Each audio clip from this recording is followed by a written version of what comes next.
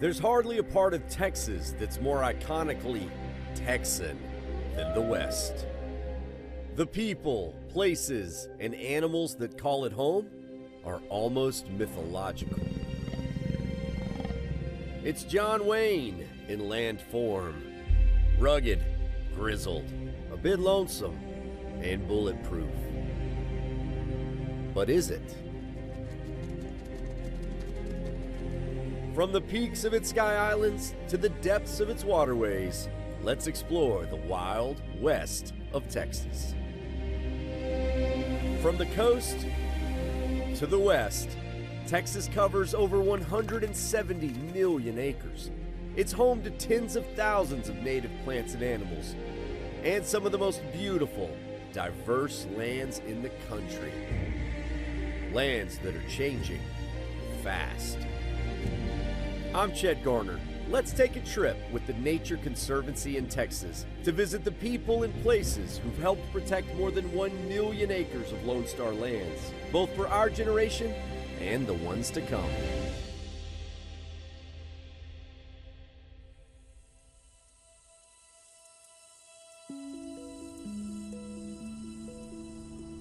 You know, I vividly remember the first time I came to West Texas. I was in high school on a Boy Scout backpacking trip, and oh man, it made an impression on me. I'd been to the Rockies before, but this was different. It was desert and mountains all together in this strange sort of dance. And you know, to this day, I still encounter people who think Texas is dry and flat, or well, mostly flat. And while, yeah, that's kind of true for part of the state, it's definitely far from the whole truth, especially out here in West Texas. Where West Texas begins and ends is up for debate, but it's an area roughly the size of its own state, much of which falls within a greater region known as the Chihuahuan Desert. And one of the most spectacular places in the region is right where we're going to start.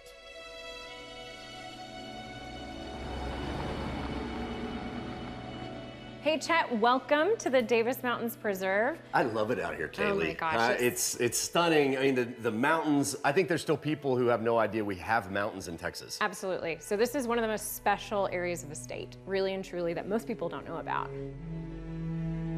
This preserve is 33,000 acres of Davis Mountains wilderness with 50 miles of trails and the crown jewel of the entire range, Mount Livermore. But this preserve's purpose goes far beyond just protecting a place for us to play. We absolutely want people to get out and actually see these spaces, but first and foremost for us is conservation. Our mission is to conserve the lands and waters on which all life depends, and with that, it's conservation and active management on these preserves. Is the idea to keep it as pristine as possible? Absolutely, but with that, lots of people think it's just putting a fence around it and calling it protected, but it's not that. It's actually active management on the preserves, as well as research. The Nature Conservancy has had a hand in protecting some of the most revered places in West Texas. They helped expand Big Bend National Park by 57,000 acres, and they protect one-of-a-kind places like Dolan Falls on the Devil's River.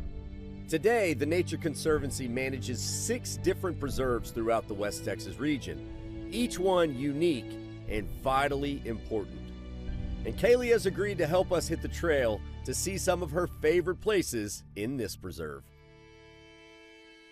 So Chet, we're walking through what's called a sky island of West Texas. It's totally different landscape. So we get a completely different ecosystem up at the high elevations because you get more water up here, you get cooler temperatures, and that supports this relic population of plants and animals that can't survive at the lower elevations. So we're gonna look out on the landscape. You can actually see the highest peak in the Davis Mountains over here is Mount Livermore. And that tippy top peak over there is Baldy Peak, which is on top of it. I know it well. You've hiked it before? I did. Yeah, absolutely. I did. A few years ago, my crew and I huffed to the top of that peak on an open weekend. It is a view every adventurer should seek out. When the first modern explorers summited in 1895, well, they discovered a cache of 1,700 stone points, meaning this peak has been very special to humans for a very long time.